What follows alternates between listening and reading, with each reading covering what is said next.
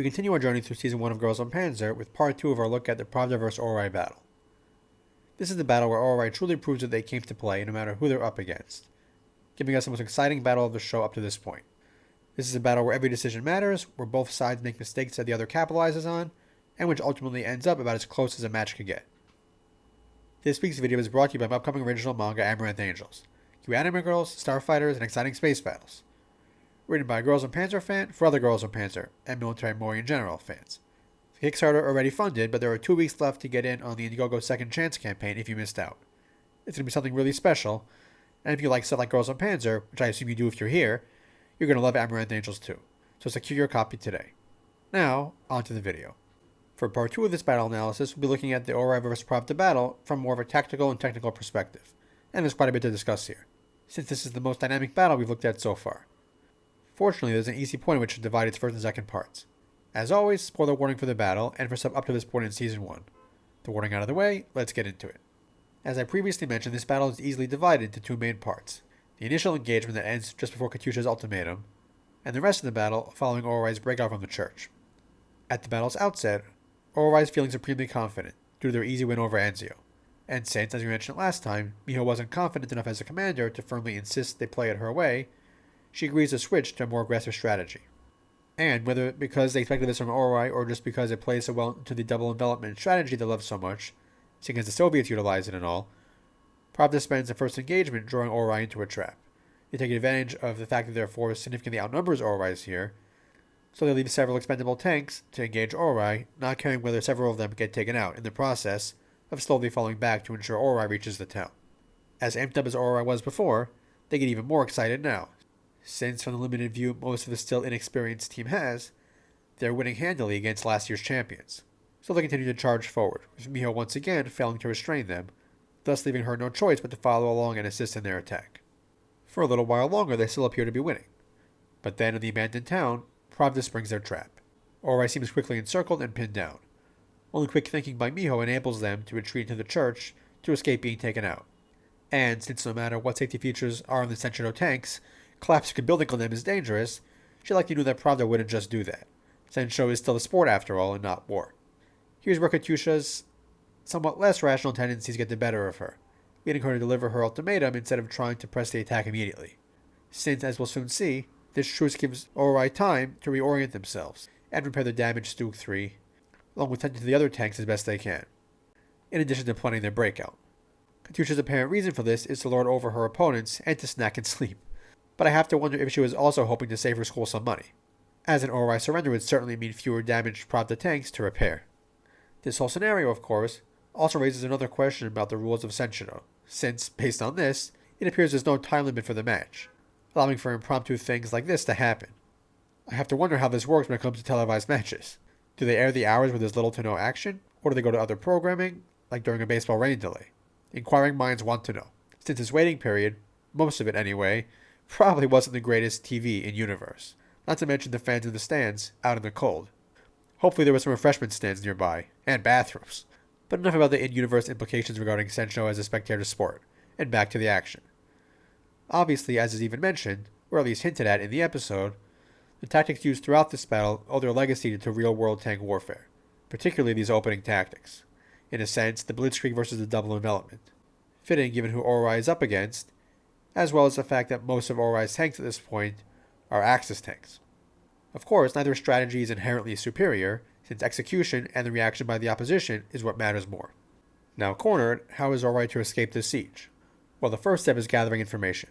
It's easy to overlook how important intelligence, the physical kind, not just being smart in general, is to winning battles.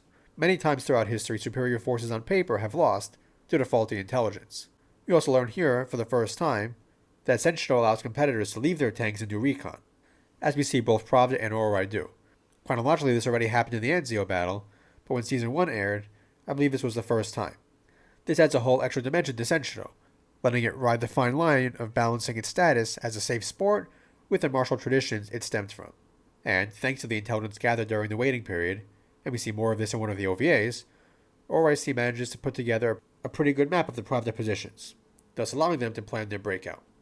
It's of course still going to be a risky play, but there's no better option at this point, given the revelation about what would happen to Oarai, the school, if they don't win the tournament.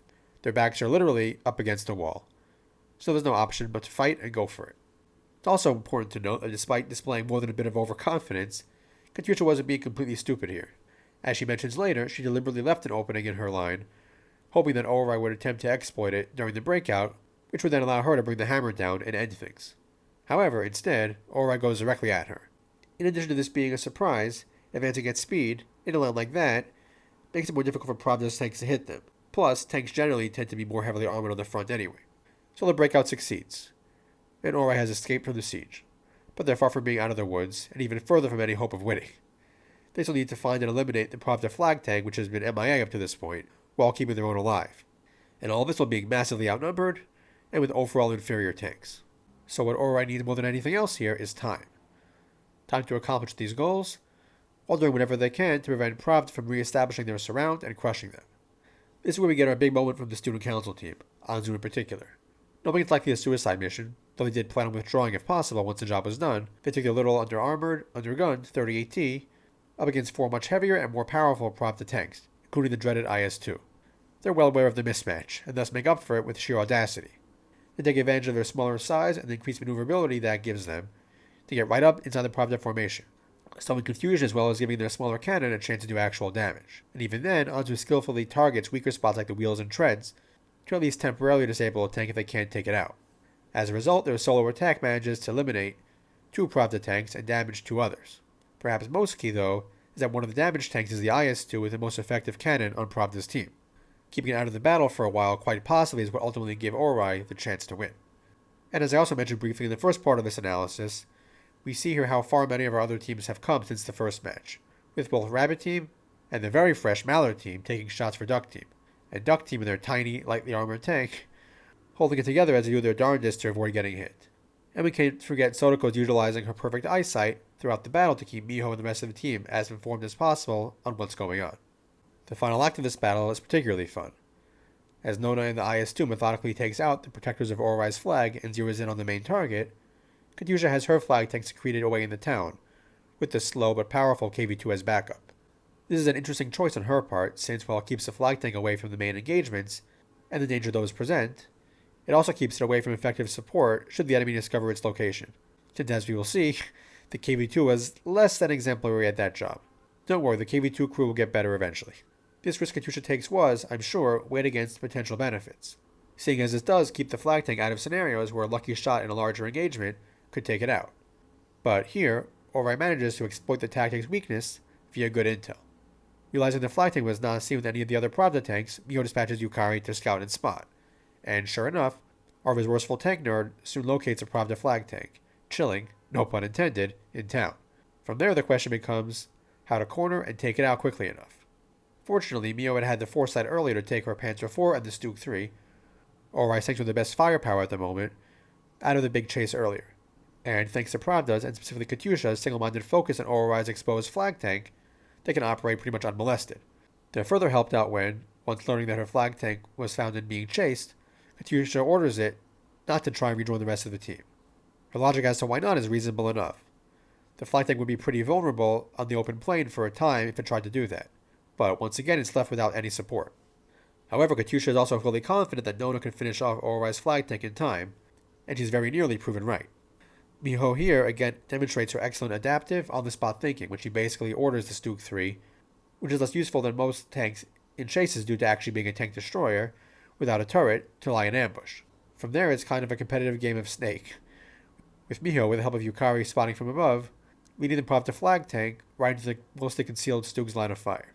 The machine gun shot that prompts that fatal turn, by the way, works in some tanks of this era would fire them as a sort of way to make sure that their main cannon was on target before firing it. So the Pravda flag tank probably thought it was evading an incoming shot, only to roll right into the trap. And not a moment too soon, as Nona, in that time, finally hits the poor Type 89. But luckily for Oarai, as we see at the start of episode 10 after a perfectly used cliffhanger moment, it just barely manages to survive, being kind of mobile despite being pretty mangled, with the Stuk III's nearly point-blank shot cleanly knocking out the Pravda flag tank. As I mentioned at the start, this battle is easily the most dynamic and tactically minded in the show up to this point.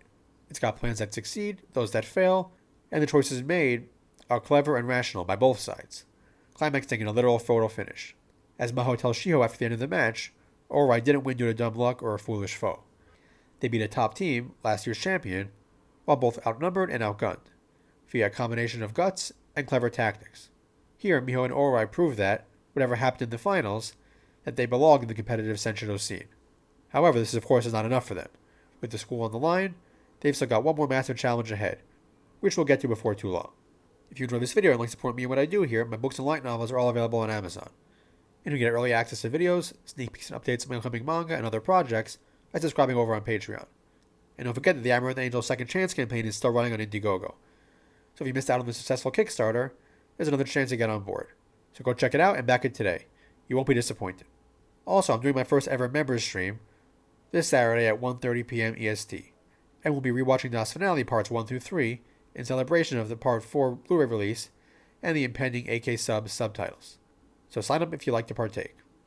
And as always, if you have any thoughts on this video or anything Girls und Panzer related you'd like me to talk about, definitely share them in the comment section below.